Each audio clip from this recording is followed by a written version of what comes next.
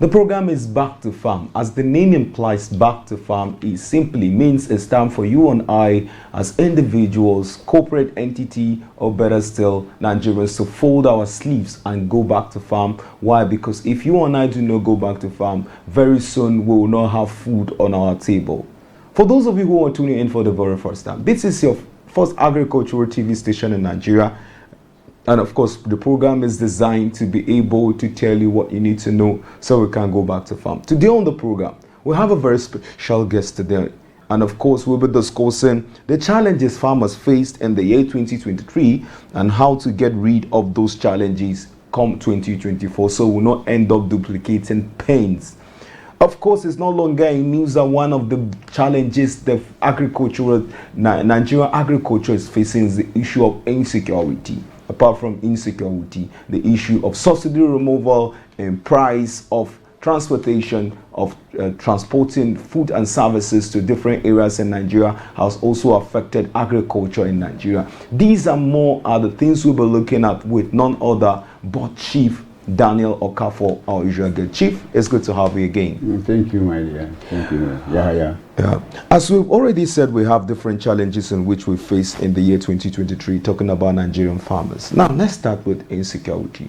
Chief, in your opinion, how can we be able to solve the issue of insecurity? Because it's really a problem today in Nigerian agricultural sector. How do you go about it? Is it that we need to have the police and soldiers guiding our farmers?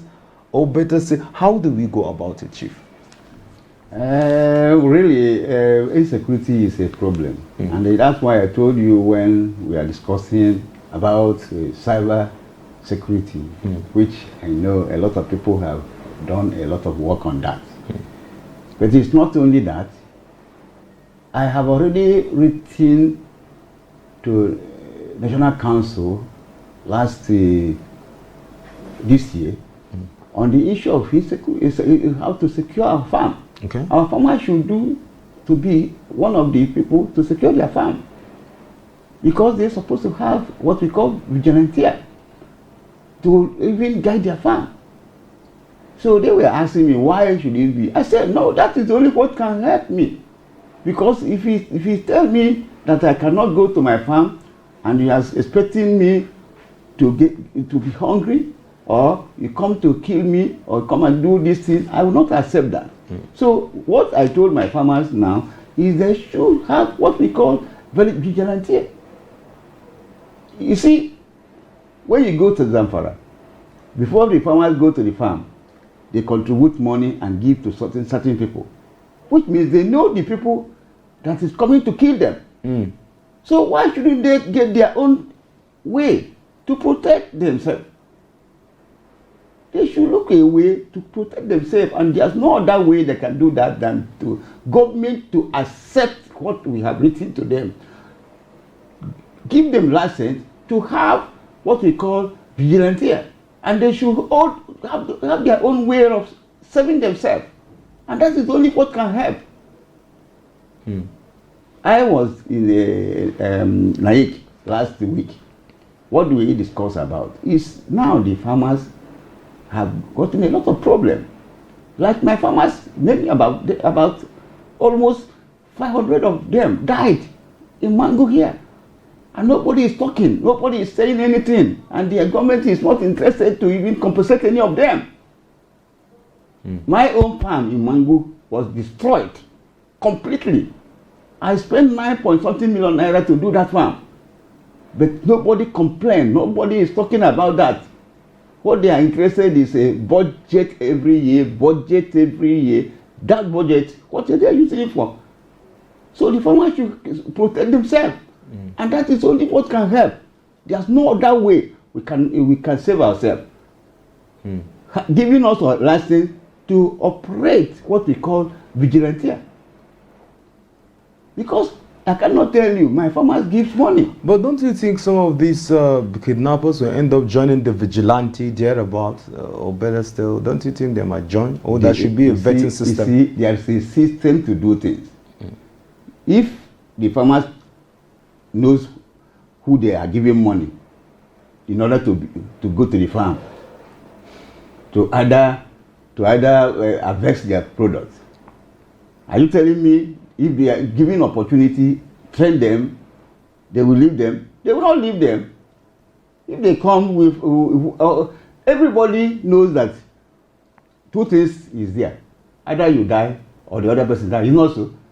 And if they know that there is something like that, they will not come. Okay. Now, Chief, recently some people have started pointing fingers at exporters as the major problem why our food are expensive. There is a particular group they call locally Meskeli. Meskeli is actually someone from the abroad that comes and buys food no matter how much it is. And then you hear about, you go to the market, you want to buy those food, you cannot get them. How do you think that has actually affected Nigeria food system, the Meskeli issue? Meskeli is not the problem. Okay. The Meskeli is not the problem. The problem is that the farmers are not going to the farm. Okay. Let me tell you. Who is this Meskeli? How do they operate? The people you are talking about is just people that buys the products. It's mostly on the sesame seed, mostly on the what is it? Kola nuts. Kola nut. All these ones. That one is there. They are buying it for their industry. And you know the product in Nigeria, mostly people don't understand it is organic. Some of them they convert it in a food that they will sell and bring to us also as organic food. Because most of the farmers are not using many of the fertilizer. Because there's no fertilizer in the country. So that is the thing that people are doing. You know, people go to Lagos now. I was in Lagos last about a month ago. If you see what is happening there now with our food, a lot of vehicles, ships is going. Carrying it. But that has affected Nigeria now, that the sesame seed is more expensive because the Meskeli comes to buy them off. Is that good for us? It is even our people are there, not only the whites, our people are buying it. But you know what, they have industry in Japan where they sell this ginger, where they sell this sesame seed. I think there's many people that is doing that business. But I am a member of agro export of Nigeria, and that one is now the only thing that can help us now to match with them, because formally there's nobody who cares for Nigeria exporters. I told you what is happening with the Export Promotion Council, where they will go to oversee, do everything, but when they come back, they will not step down what they train them to obtain. A lot of things should be done by, can I say, monitoring and the evaluation of whatever people have done. That is 2024. I just said there's a need to even the farmers to monitor their farmlands or monitor their farmers in the state. There must be a way to do it, and the way we do it also, we need to monitor the ministries on what they do, because they're supposed to give us audit of whatever is happening every year. Like 2023 now has gone. Now, in my area, crops production and all that is, how many people have done, what have you done? It's a challenge. I need to write that to the ministry. They should tell me what they have done in this area where I am working. The farmers should ask questions. We are not asking questions. That is the problem that we are facing. But we need to ask questions. And come 2024, from January to December, they must tell us what they are doing with the budget of the year. Okay. All right. Now, Chief, one of the problems that Nigeria's agricultural farmers faced this year is the issue of transporting goods from one place to the other as a result of fuel subsidy removal.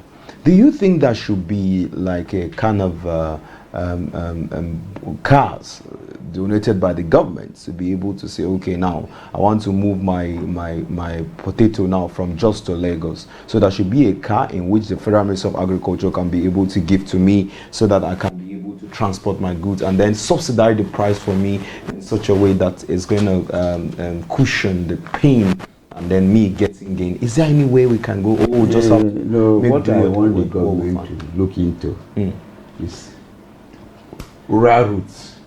Okay. Very, very bad. So they should repair the rural routes. They should make sure that the rural routes, when maintained, very well maintained. That's one. The second one that I want them is to look into the train. Because you can't carry a trailer going up and down, spoiling the roads and other things. No, it is train that moves everything. And we should look into our seaports, all the sea, the river around area.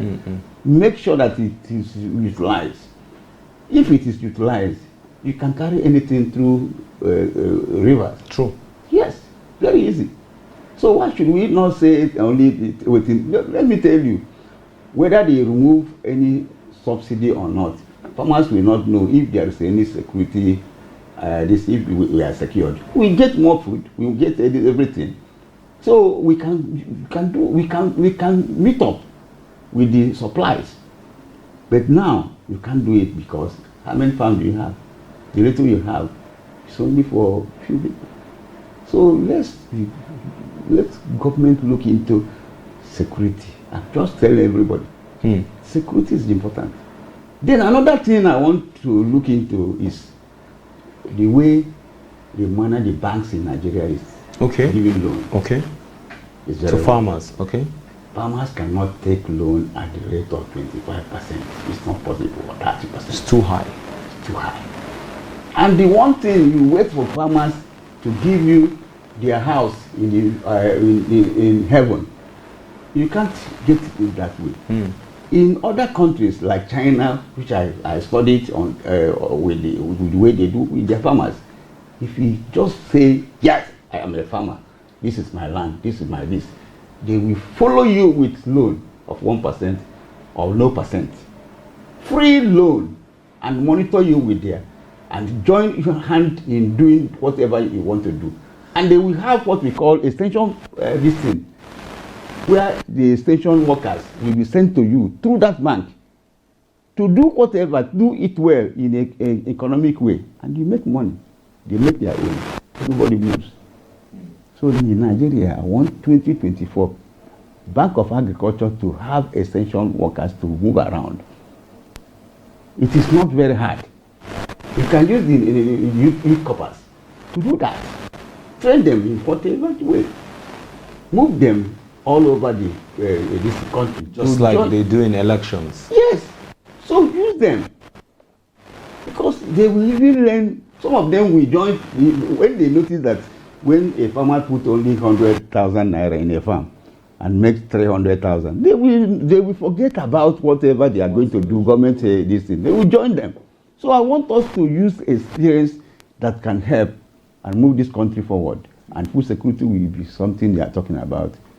Because without the country feeding themselves, if we don't feed ourselves, 250 million Nigerians we are talking about, if we don't feed them, and if we don't give them job through agriculture, which I know is very easy to give job with, we can create a lot of jobs, employ a lot of people through agriculture. So why should we not do that? And we are waiting for government doing this, government this. All of them will not be a government worker. I want my son, my daughters, everybody to be a farmer. But because they cannot be a farmer, they will not see the benefit from those people that have done it before. They will not. So let's engage the farmers, give them whatever loan they need, and subsidize that loan, and let them move ahead. This will work very well. Okay. Well, let's see your program on Agricultural Research Council of Nigerian Television. The program has been back to farm. We've been discussing the challenges farmers face in 2023 and how we can be able to get rid of those challenges come 2024. So we'll not end up duplicating pains and misery in terms of food security. Let's go on a quick break. When we return, the program returns. Stay tuned.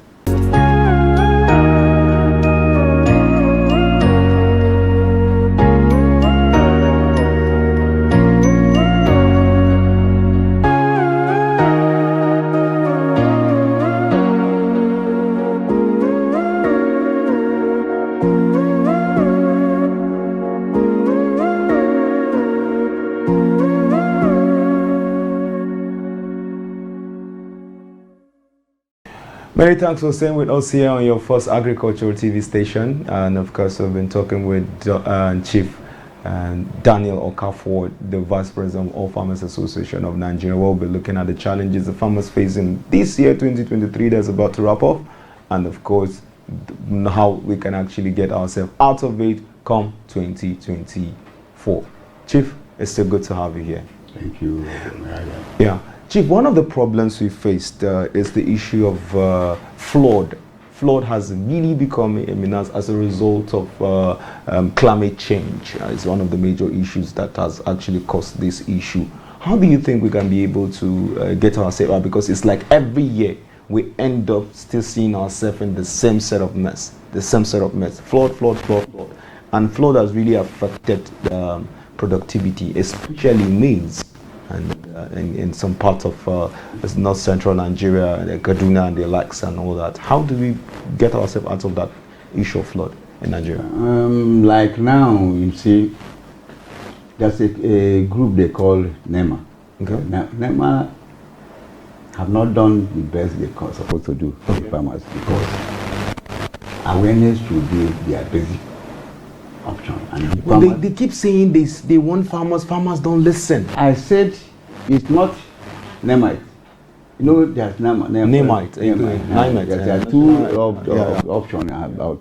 So what am I trying to tell you is that there must build capacities. They must tell people the stories of not only when you call one person and say no, you should go to this. And one thing I told them, the language you people are using, speaking Hausa without making it known to those people that is involved. Let me tell you, I challenged them last time we had a meeting. Reason is that you can't stay in Abuja and start saying a lot of things. No, let us go to this thing. I told them to use the religious leaders, people in the mosque. What is the imam, the church people. I mean the prince and other things. Then the market people. Then use the chief or his Royal Highnesses all over Nigeria. If you want the message to sink down, and use the farmers organization also, so that it can be. It's not. You see, it's not only the farmers that got the problem. But I want to tell you, the researchers have something to do, which I know they have done a little of it, because I know flood resistant rice. I saw some rice this year. In fact, the more it is this, it gives you more this year. So such a thing is, researchers should do the work on maize, do other things, so that it's not every time people cries. No. There must be a way. That's where I challenge the researchers now. 2024, we want to see the maize that can resist all these floods. See potato that can resist all the flood. See masara, all these things that we are talking about. Let them do the work. And we need to challenge them. If I want to challenge them, and I'm just using this media, it's a research we are talking about. Let them do their work and do a lot of work on it. And government to assist them, because research is not a common thing. You need money. You need funding. So let them fund the research, so that we can boast of feeding the nation. And without that, forget about, because with agriculture our GDP will be top, and we will be among the top 10 of economy, global economy. So, no, Chief, let's talk about potato. I think it's one of your field. Yes. You're an expert in terms of that. How can we actually get potato? How can we persuade people to understand that potato has a flour that can be used to make bread, that can be used to make food and other things, and how what's it called? How rich is it in terms of building someone's body and the rest? Potato in particular. How do we like now we have Irish potato, we have sweet potato. We have another one we call orange flavored sweet potato. Yeah. It's the same sweet potato, white or red, but it's different because it has a beta carotene. This potato actually have changed a lot of people's health because there's a lot of health benefits on it because it has a beta carotene. And beta carotene is just something that when you talk about building immune, this thing, it's a nutritional food. Everybody likes it. It is very, very good. We do the flour. We do in fact, there's nothing we are not doing with it. Very soon now, I'll take you to one of my office in Cairo, where we are doing the bread. You see the bread that we are doing with it.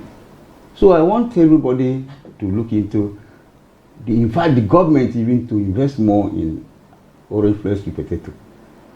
Look at the food they are giving the children in the school feedings. Yes, it's good, but they should use that very particular this thing to do their bread, do their flour, do other confectionaries, different confectionaries with it. So because it will sharpen their brain and it will give them beta carotene that is we are talking about. So which is good. So a nutritional food should be looking to feed the children in that. I told you we are talking about health department last time, Minister of Health. Use orange flakes sweet potato to feed the children in the school. Let them use it, and it is better. Even as we are now, if you are using glass before I used glass, but today I'm not using glass. Why? Because that potato, I use it almost every time. It cures my eye this thing. I throw my eyeglass for past 20 years now. So I want everybody to look into how do we invest on it and put more money on it. To make it better. To make it, yes, because we are talking about bread. This thing, if you put 50% of the flour of orange flakes sweet potato and put 50% of wheat, all of them will be okay, and you get your bread. And the nutrition, you don't need more this thing. The nutrition is there. So that's what it is, because it is nutritious. So we are talking about what government can do to make sure that people eat good food. And if you eat quality food, it makes you have an edge. Okay. And one of the challenges which you've actually shed a little bit of light on is the issue of accessing loans by farmers from banks. And of course, we already know that you can only access loans in terms of agricultural banks. Bank of Agriculture, that's where you can actually access loans to do. Other banks, talking about the normal conventional banks around, their stiffness, or better still, them giving loans to farmers has been an issue. How do you think that's actually affected Nigerian farmers now? I will tell you, there's a bank that normally come to us. They are called the Sterling Bank. Sterling Bank have done well in agricultural loan because they have some percentage, about 12% or more, some percent, but they are the only banks I know today that if my farmers say they need a loan, I call their attention and they give them loan without even much stress and other things. Sterling Bank. Even they do better than Bank of Agriculture. So I really recommend them to my farmers. And they are going to find what they need is simple. Show them the farm, show them who is in charge. Who is in charge of that organization, like I am, known very well. If I sign for any farmer, they give the loan to them. They don't waste much time. And they are collecting their money on the tenor of that loan. Anytime they give the loan, before you know, the farmers will pay. So they are farmers friendly now. And I really promote them. I advertise for them that if you want loan, go to Sterling Bank, because they are the only bank in Nigeria that are ready to help the farmers and monitor the farmers with their loan. They are now looking into having an extension to all the farmers that take their loan. They will follow you and make sure that you are doing well. All right. And again, Chief, of course, in your own last words now, what will you say to the present administration in terms of Minister of Agriculture? What are your words? You've been experienced. You've been in this for a time. Part the Agri Show. You're one of the pioneers of the Agri Show and the likes. What do you think will be your last word to say to them so that they can be able to adopt some of those things that you know are serious? Because experience matters in terms of this. What are your last words to them? The last word is one. They should allow the farmers to join in policy making and implementation. Okay. Secondly, they should look into quality seed as a basic, because the quality seed can help the farmers to have high yield. And then they should look into cyber security. The security will be their major this time around 2024. Let's forget about whatever have happened. Okay. They should secure lives and property, and that is the work of government. So they have people in all over the country. They should ask questions. They should allow us to ask questions on some of the way they implement things. Because without monitoring what they are doing, they cannot do the best. Because I know what is there. They should allow us to monitor the programs that they are doing. Okay. All right. Thank you so much, Chief. I keep calling you doctor, but I think the doctor is on the way very soon. Thank you so much, Chief Okafor, Daniel Okafor, the Vice President of All Farmers Association of Nigeria. Thank you so much for coming through. We really do appreciate your availability each time we beckon on you to be a part of the program. We'll do that again and again and again because it's really, really enlightening. On that note, we say a very good big thank you to all the crew members who made the program possible. Mr. Shea on the camera as well, and Buba Ibrahim, who has been working tirelessly to make sure we bring the program back to farm, because believe me, agriculture is the new gold, is the new oil boom. You know why? The population is rising around the world, and people must, I repeat, people must eat. So you see why we all need to go back into agriculture. See you same time, same station. My name remains Joshua Ishaya, and thank you for being a part of the program. Bye for now.